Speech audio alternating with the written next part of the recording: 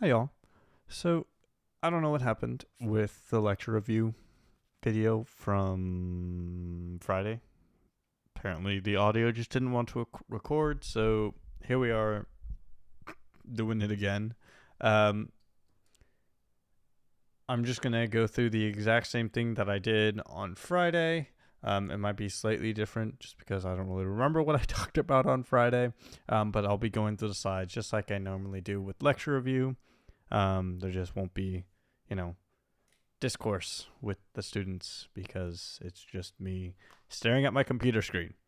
But we'll still try to make the best of it. Okay, so our goal with today is to understand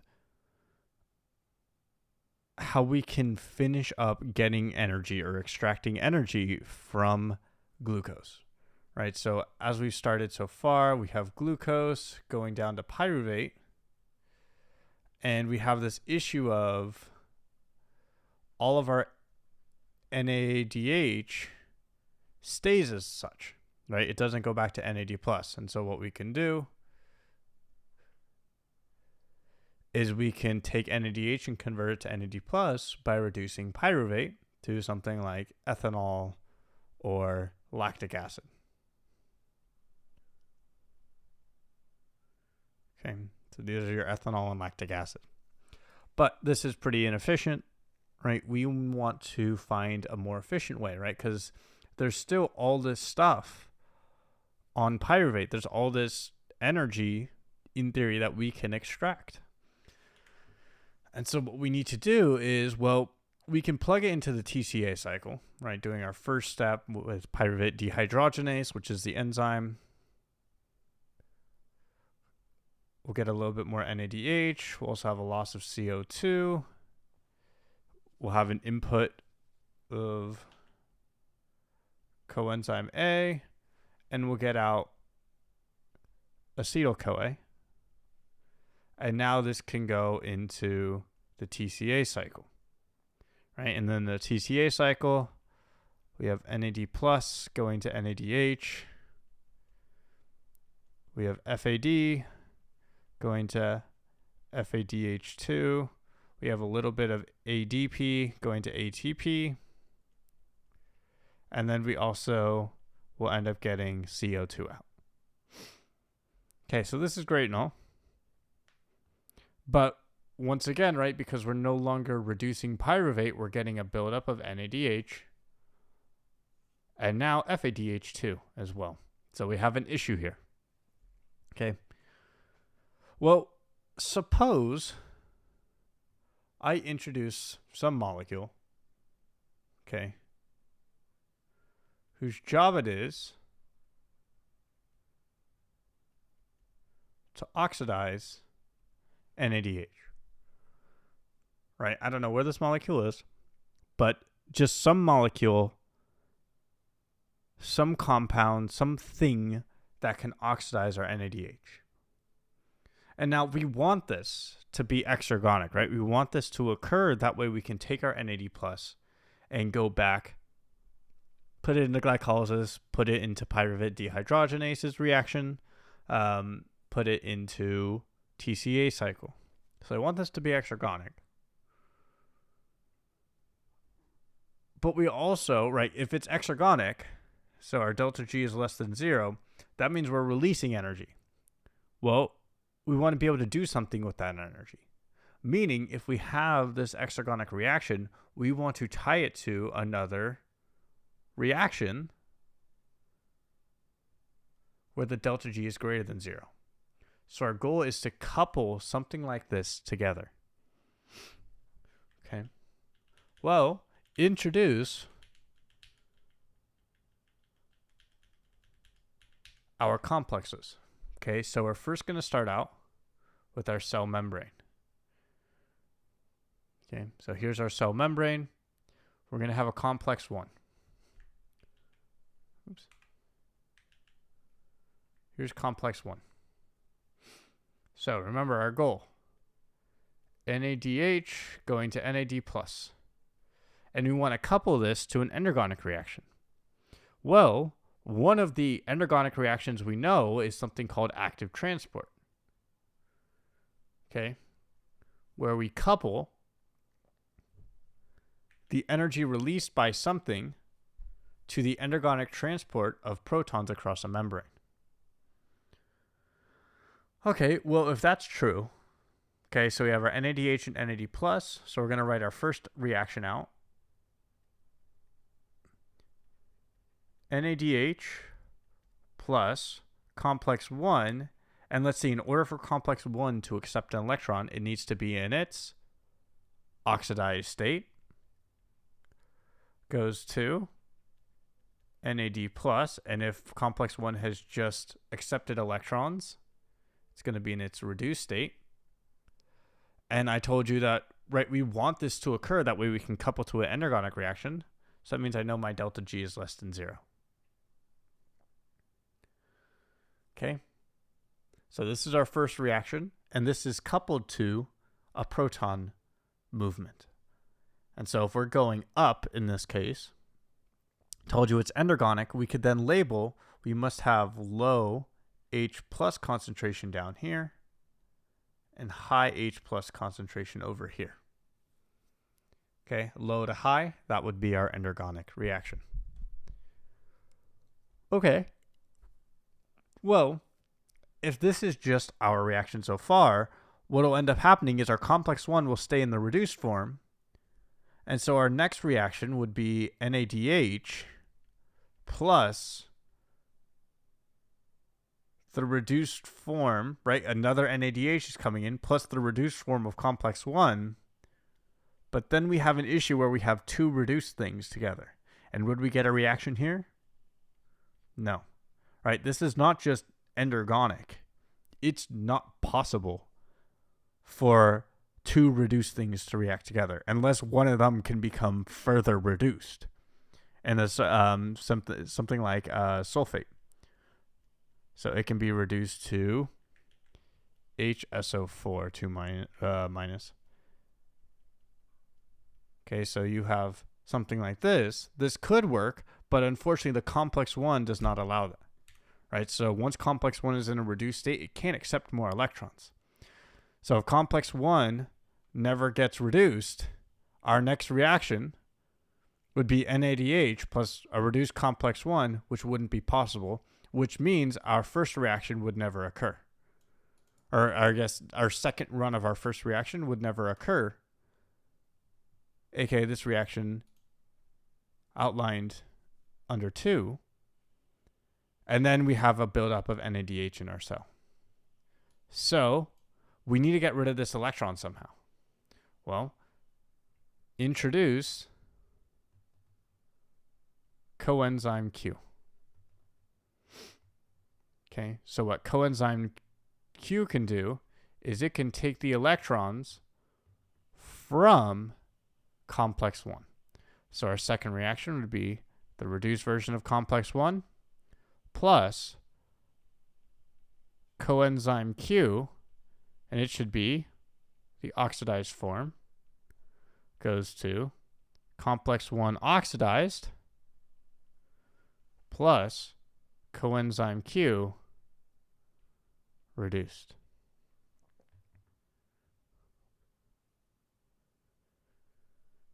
Okay, and we want this to happen, so we can say our delta G is less than 0.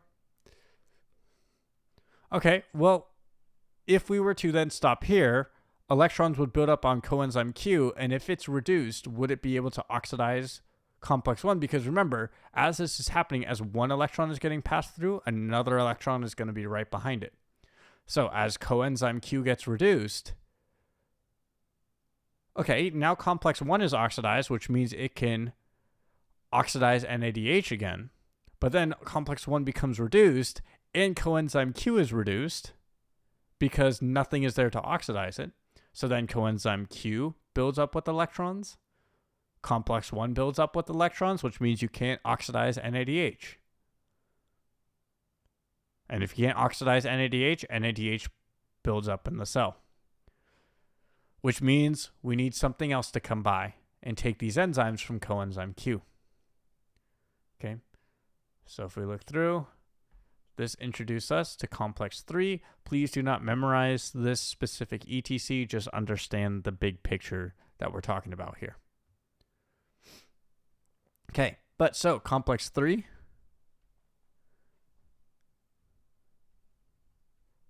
Should it be oxidized or reduced? Well, it's going to take electrons, so it should be oxidized, plus coenzyme Q, and it's the reduced form,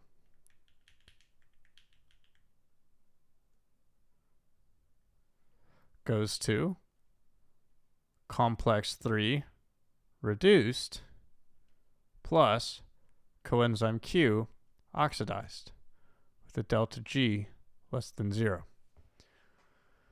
Okay, and now we can once again pump a proton across. Okay, well, that's cool. But then once again, we run into an issue where complex 3 gets reduced, which means it can't ever oxidize complex or coenzyme Q. If coenzyme Q can't be oxidized, it will have a buildup of electrons, which means it can't oxidize complex 1, which means complex 1 will build up with electrons, which means it can't oxidize NADH, which means our NADH will accumulate in the cell, and we run into our issue again. So that means we need something to oxidize complex 3, and that is cytochrome C. Okay, so we can take our cytochrome C, should be in its oxidized form, plus complex 3 in its reduced form, goes to cytochrome C reduced plus complex 3 in its oxidized form. Okay. But then once again, we have our issues. Cytochrome C builds up with electrons, which means everything else builds up with electrons. So we need one more, well, actually 2 more technically. We need our complex 4.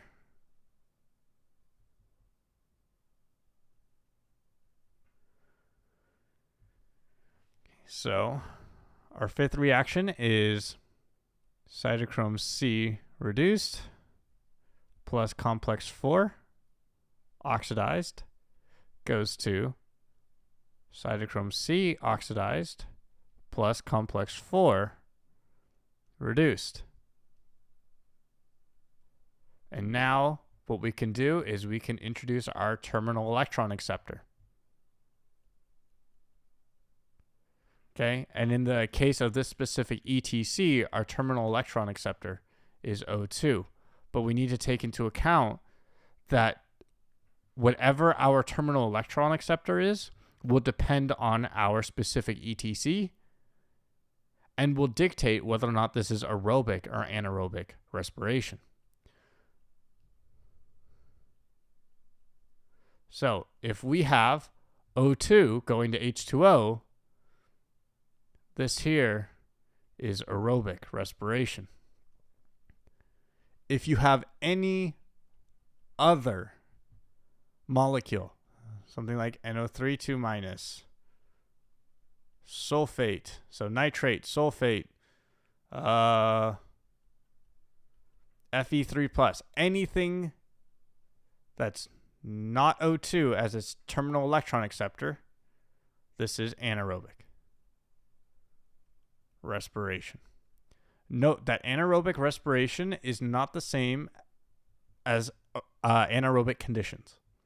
Anaerobic respiration is one form of anaerobic conditions, but fermentation is also under anaerobic conditions. So fermentation is an anaerobic process, but it is not anaerobic respiration. In order for respiration to occur, you need your TCA, you need your ETC. Really, it's the ETC, right? This is your respiration here, because that's what you're breathing in. So without the ETC, you're not doing respiration. Fermentation is an anaerobic process. It is not anaerobic respiration. Okay. So our final, we have complex 4 reduced plus our terminal electron acceptor, this case oxygen, because I'm telling you we're doing aerobic respiration right now, and that'll go to complex 4 oxidized plus H2O. Okay, So with all these delta G's being less than 0, what we can say is that the reduction potentials of each sequential compound is increasing. So what I'm saying is the reduction potential of complex 1 is going to be greater than NADH. If you were to do the math, so delta E is equal to E acceptor minus E donor. If you do the math for these in each one of these, so complex 1, then coenzyme Q, then complex 3, then cytochrome C, then complex 4, then O2, each one of them has a slightly greater, meaning slightly more positive reduction potential than the previous one, and that will result in a positive delta E. And remember, delta G is equal to positive or negative NF delta E. So we want a positive delta E because Faraday's constant is positive, N is the number of electrons, which is positive, and then our negative sign. Okay. So we would rank the reduction potentials. We would say O2 has a greater reduction potential than complex 4, which has a greater reduction potential than cytochrome C, which is better than complex 3, which is better than coenzyme Q, which is better than NAD8. NAD. Oh, come on. Hold on. NAD. Where's my cursor? H. There we go. Okay. And that's how we get our delta E's for each of these redox reactions to be greater than 0. So that way our delta G's are less than 0. Okay. Now, there is one amendment we do need to make. The eagle-eyed of you are probably like, where's FADH2? FADH2 follows a slightly different pathway. It does not get oxidized by complex 1. Instead, it gets oxidized by complex 2. So we have FADH2 to FAD, and these electrons go on to coenzyme Q. So complex 1 will oxidize NADH, complex 2 will oxidize FADH2. It's not something that we want you to memorize in this class. Once again, we're just talking about the basic ideas. Okay. So on an exam, I could give you this ETC and ask you questions about the reduction potentials. I can ask you questions about the H plus that's formed, which we'll get a little bit more into in a second. I could ask you questions about what happens if this were to stop. So what happens if I remove my terminal electron acceptor? What happens if I have a break in the membrane? What happens if I bind something to complex 4, which disallows it from passing its electrons onto O2 or its terminal electron acceptor? Okay. There's so many different variations that I can ask you questions on regarding this. And if you understand this information here and where this NADH, NAD plus fit it, oh my gosh, excuse me, sorry, where this NADH, NAD plus, FADH2, and FAD fit into the entire rest of metabolism, right? Everything we drew out here. So your concept maps, you know those concept maps you drew in discussion? Those are super, super important. Okay? Genuinely, they're super important. You should be able to draw those out very quickly. Okay? I visited a discussion last week. I did it in, I think, 2 minutes and 40 seconds, which is actually pretty slow for me. But you should be able to draw them pretty quickly. Okay? And you should be able to interpret them, and you should be able to see where everything fits in. Okay? Right? Where our NADH comes from. Why do we need this ETC? Why do we need fermentation? Under what conditions? All of these sorts of things are going to be important. Okay. So, with that out of the way, what we can then talk to is, well, we generated all this H+, right? Well, we've essentially generated what we call as a proton motive force, PMF. We want to be able to do something with that. Remember, we have a high concentration on this side of the membrane, low over here. The spontaneous flow of protons is down. But the rate of this is so unbearably slow, it doesn't matter. And another question I could ask you is, why is the rate of that being so slow? We know the spontaneity, it is spontaneous to go down, right? The delta G is less than 0, so it should happen. But a few things, right? One, delta G has nothing to do with rate. Okay? Those are not the same thing. The second thing is, why is the rate for H plus going from high to low concentration so slow? Well, remember something he asked you to memorize, and that's ions have a very, very low membrane permeability. Okay, they're next to nothing. And H plus is an ion, so it's not going to want to go through the membrane. Okay, but what if we provide an alternate pathway for it to go through the membrane? Okay, in other words, what if we provide an enzyme? So now, if I just give a channel protein here that allows H plus to pass through, it's going to pass through, great, I don't get anything out of it. I spent all that work to generate a PMF and I don't get anything out of it. So instead, I'm going to use the fact that if I provide a channel protein or just a carrier protein, I will get a release of free energy by that H plus traveling down. That release of free energy can be coupled to something useful. And in this case, what we can do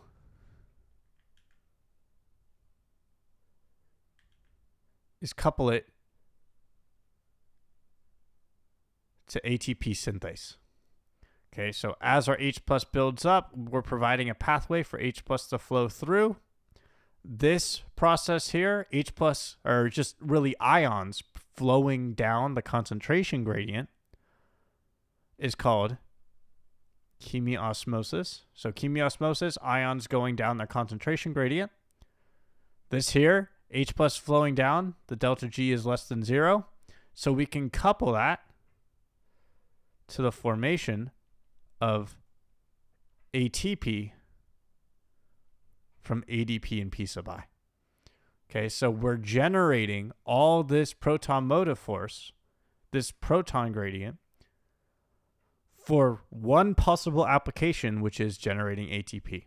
And this way of generating ATP is called oxidative phosphorylation. Okay, we're getting our energy, we're harvesting our energy for phosphorylation from the oxidation of compounds such as glucose, right? It's really all of this. We're oxidizing glucose, we're oxidizing NADH, everything's right. It's redox reactions. This is in contrast to substrate level phosphorylation, where our energy in our phosphate group, right, specifically our phosphate group, it's coming from a phosphorylated molecule. Okay, so we're getting our phosphate group from an organic molecule. That would be our substrate level phosphorylation. Versus this one, it's the energy is coming from the oxidation of reduced compounds.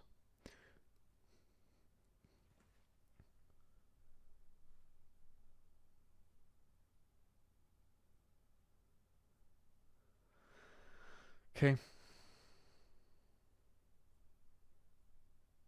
So, note that this is not the only thing that H plus can do. This can also be used for other things such as cytoskeleton movement. So it doesn't necessarily have to generate ATP. It just can generate ATP. That makes sense. We can couple them together.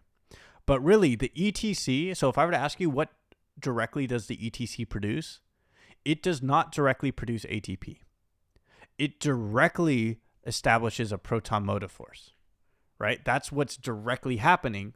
We're using these redox reactions to pump protons across a membrane. We're directly making a proton motive force. That proton motive force can then be used to generate ATP. Doesn't have to be, though. Okay. So what I want you to take away from this is it's an indirect formation, right? You're indirectly making ATP from the ETC. So oxidative phosphorylation does absolutely require an ETC, but the ETC does not necessarily mean you're generating ATP. It necessarily means you're making a proton motive force, but that proton motive force can be used for other things. It indirectly makes ATP, not directly. Okay. So, for our purposes, in eukaryotes, we will see this take place in the mitochondria, right? So, down here, where our NADH is coming in and our FADH2, that would be the matrix. Where the protons are getting pumped is the intermembrane space. So the mitochondria is a double membrane, so there is a second membrane here.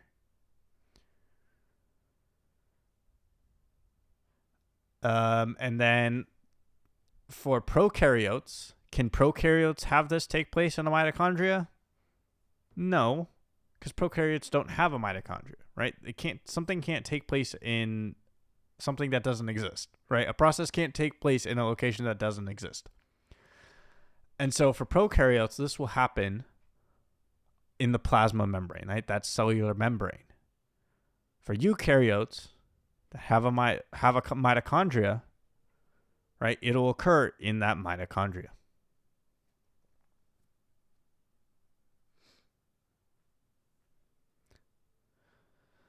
Now, we see all this happening, right? We also know we have a bunch of membrane transporters that are completely irrelevant to this, such as we need something to introduce glucose into our cell. We need something to get rid of our reduced compounds at the end of fermentation. We need other things that you guys haven't talked about, but there's things called endocytosis, phagocytosis, et cetera, et cetera. They're all ways of bringing things into the cell and also excreting things out of the cell. More or less, there's a lot of things that require a membrane. And so for prokaryotes, you have this issue of all these processes on a tiny little membrane. So one solution is, well, if you don't do a lot of things as a prokaryote, you don't need to have a bunch of room on your membrane to house all these membrane requiring processes. That's one solution, but it means you are highly specialized, right? So a prokaryote that doesn't have a lot of metabolic capabilities is going to be very highly specialized. And if their metabolic capabilities start to break down, like let's say they can only use glucose as a source, and then all of a sudden there's no glucose in the environment, well, that cell's dead. And so if we want to increase the metabolic capabilities of the cell, right, we're going to need more space for cellular processes on that membrane to bring things in and out of the cell for more ETC, right? If there's more processes going on, you're going to need more energy. So you're going to need more ETC happening to generate more ATP, because this is where the bulk of your ATP comes from. Somewhere around 28 to 32 ATP generated per glucose. All right, that's a big deal. If we think about what glycolysis and TCA produce, it's nothing, right? You have a net 2 gain from glucose and maybe 1 from TCA. So you're going to need a lot of ETC as you do more processes, which means you need more space on your membrane. Well, the first solution is just increase size, right? But then, as we spoke about not too long ago, is we have this surface area to volume ratio issue, where as the size of the cell increases, the volume of the cell will increase much faster than the surface area. And so all of a sudden, our volume, which corresponds to more or less metabolic capabilities, right? In order to digest all these things or do all these things, all these processes, you need space to do it. So your volume will take care of that, but it will increase at a much faster rate than the surface area, which means you may have way more metabolic capabilities, but you don't have the surface area to house all the membrane requiring proteins and processes. Really, I should just say membrane spanning processes. You don't have enough space on your membrane to hold all those lipids, coenzymes, cytochromes, proteins, whatever. You don't have room to hold all the stuff you need for those processes. So that doesn't work. So we need to find a way to increase the surface area without increasing the volume. And a solution to that is, instead of having very straight membranes, right, very nice and even, we can have very jagged membranes. Okay, lots of invaginations. We've increased the surface area, but really haven't changed the volume that much. So this is a great solution, and is in fact what the mitochondria looks like. So the outer membrane of the mitochondria is pretty flat, and then the inner membrane has all these folds in it. This is terribly drawn mitochondria. But so these things here are called cristae. Cristae, yes. Okay. And the point of these is to increase the surface area, because on this inner membrane, there's our ETC. So this is our, not I-iner. Oh, hello. There's our inner membrane. Okay. So this is where our ETC takes place in the mitochondria. Okay, and this all lends credence, or gives us evidence for, what we call the endosymbiotic theory of life, which is where the mitochondria and the chloroplast, for that matter, how they came about is through the engulfment, or a larger cell engulfed a smaller cell. And it's based around this very jagged membrane appearing there as well. Now, there's tons of other evidence. I just wanted to kind of bring it into evolutionary biology, because it's a very fascinating field and something you may have talked about in another class, or something you've come across in your own studies for whatever reason. Okay, but it does relate back to this idea that we have explicitly talked about, and that's the surface area to volume issue. Okay, so we see the consequences of that issue, or of that mathematical phenomenon, occur with our ETC, hence why our mitochondria looks the way it does. Okay, so now that is more or less what we talked about. If I figure out anything else I missed, I'll make an amendment to this video. But the key here is really understanding how the ETC works based on this ever sequential or stepwise increase in reduction potentials,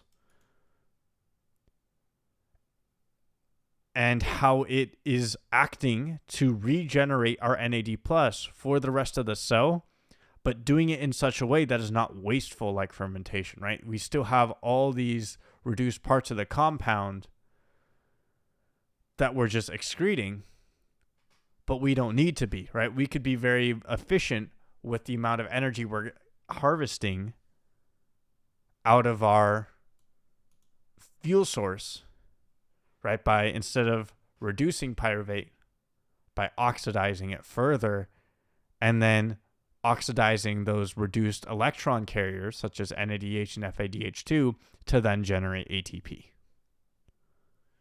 Okay, so that is all for today. Wish you guys the best of studying.